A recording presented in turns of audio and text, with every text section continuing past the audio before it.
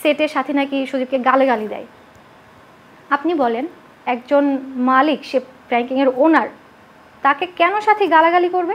সারাদিন নাকি রাগ ভাঙাতে থাকে। আর একটা মেয়ে আমাকে বলছে যে আপু একদিন দেখতেছি যে সজীব ভাই সাথীর পাশে বসে হচ্ছে বলতেছে ব্লগ খোলো। ঠিক আছে, এই যে এইগুলো আসলে কেন করবে? সাথী তো বোন, তাহলে কেন করবে বলেন? তো আসলে সাথীকে বোনের চোখে দেখে না, বোনের চাইতে অনেক বেশি কিছুই ভাবে। বোনের চাইতে বলতে কি, বোন একদিকে সাথী অন্য কিছু। তো এই যে শ্যুটগুলো 3 বছর কিন্তু আমার বাসাতেই হয়, আমার প্লাস সজীবের বাসা। আমি যদি পারমিশন না দিও কিন্তু ওই বাসায় শ্যুট করতে পারে না। এক্সট্রিম মশার কয়েল প্ল্যান্ট ফাইবার দিয়ে তৈরি, তাই সহজে ভাঙে না, সুগন্ধিযুক্ত ও নিরবিচ্ছিন্নভাবে জ্বলে। ডেঙ্গু, চিকুনগুনিয়া বাহি সহ যে কোনো মশার বিরুদ্ধে দেয় এক্সট্রিম সুরক্ষা। ঠিক আছে, তো 3 বছর কিন্তু আমার বাসায় শ্যুট হয়েছে এবং আমি ওদেরকে রান্না করেও খাওয়াইছি, আমি ওদেরকে থাকতে দিছি। ঠিক আছে, যাই হোক আমার দিক থেকে আমি যতটুকু করার আমি করেছি।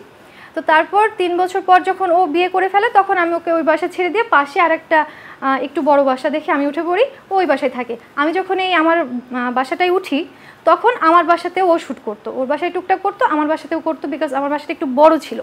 ঠিক আছে, তো এভাবে করে প্রায় 5 বছর আমি ওকে আমার বাসায় শ্যুট করার পারমিশন দিছি। দেন হচ্ছে ও আমার বাসার উপরের ফ্ল্যাটে অফিস নিয়েছিল, তো বুঝতেই পারছেন তো শ্যুটটা আসলে মানে আমার বাসা কেন্দ্রিকই ছিল। তারপরে যে অভিযোগটা মেইনলি আছে, ও কিন্তু আমাকে সহ টিমের কাউকেই কিন্তু ও শুরুর দিকে পেমেন্ট দিত না। বেসিক্যালি প্রায় 5 বছরই ধরেন, এই যে 5টা বছর কিন্তু সে কাউকে পেমেন্ট দেয় নাই।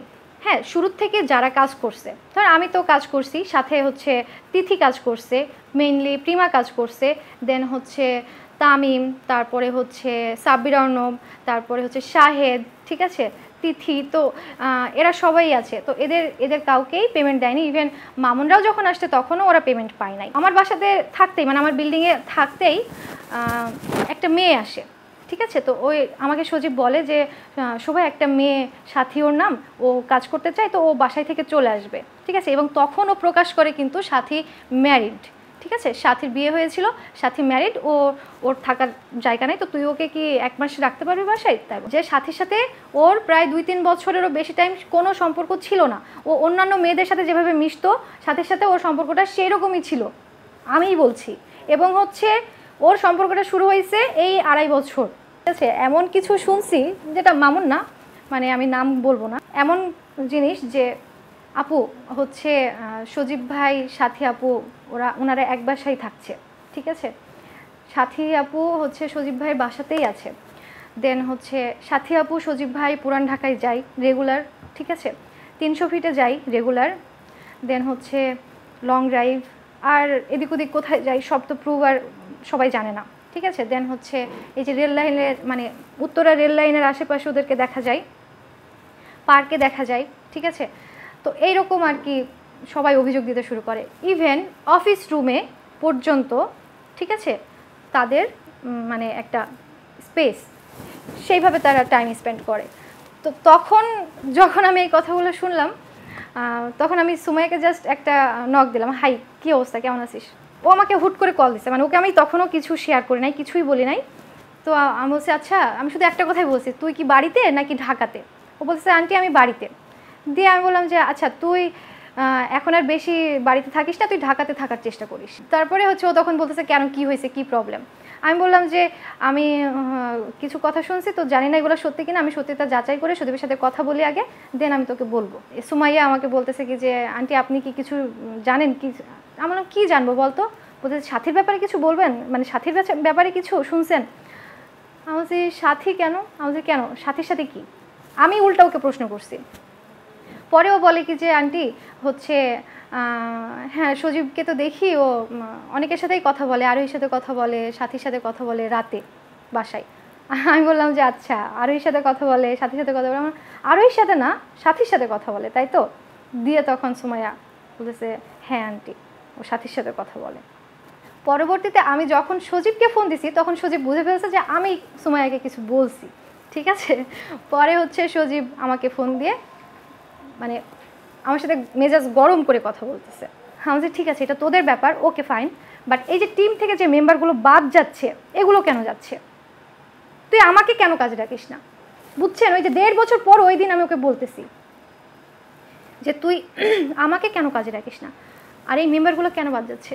এই যে মামুনুর রশিদ, ওর হাত দিয়ে ইনকাম শুরু করলি তুই, ও কেন বাদ যাচ্ছে?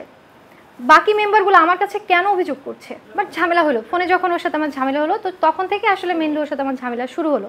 ঠিক আছে, আমি ওকে বললাম যে তুই সাথীর জন্য যখন এত প্রবলেম হচ্ছে তুই সাথীকে বাদ দে, যে তোর কথাই বাদ দিব, তাই বলে। আমি ঠিক আছে, আমার কথাই যদি বাদ না দিস, তুই সুমাইয়ের কথাই বাদ দে, তুই ফ্যামিলির কথাই বাদ দে, ঠিক আছে, মামির কথাই বাদ দে। বলে কি যে না, আমি হচ্ছে কি যে যখন যখন লাগবে আমি বাদ দেবো, আমি এখন কাউকে বাদ দেবো না। আমি তখন বললাম তুই তো বলিস যে তুই একাই 100, এই যে তামিম নাই, হচ্ছে সাবির অর্ণব নাই, তিথি নাই, প্রিমা নাই, কেউই নাই, সবাই আস্তে আস্তে চলে যায়। তো সবার ক্ষেত্রে তো তুই অনেকটাই উঠে দাঁড়াইছিস সবাই চলে যাওয়ার পরেও, তাহলে তোর সাথীকে কেন বাদ দিতে সমস্যা, যে মেয়েটাকে নিয়ে এত প্রবলেম হচ্ছে? তখন ও আমাকে ক্লিয়ারলি বলে কি যে হচ্ছে সেটা আমার ব্যাপার। হ্যাঁ, ওকে ফাইন। তারপরে আমার মামি আমাকে ফোন দেয়, মামি ফোন দিয়ে তখন মামিকে আমি সব কিছু জানাইলাম। হ্যাঁ, মামিকে জানাইছি এবং হচ্ছে সজীবের মাকে জানাইছি, আমার নানি, তাকে জানাইছি। জানানোর পর সজীবের মা আমাকে বলল যে দেখো তুমি হচ্ছে কি যে যেভাবে পারো মেয়েটাকে তাড়ানোর চেষ্টা করো, ঠিক আছে।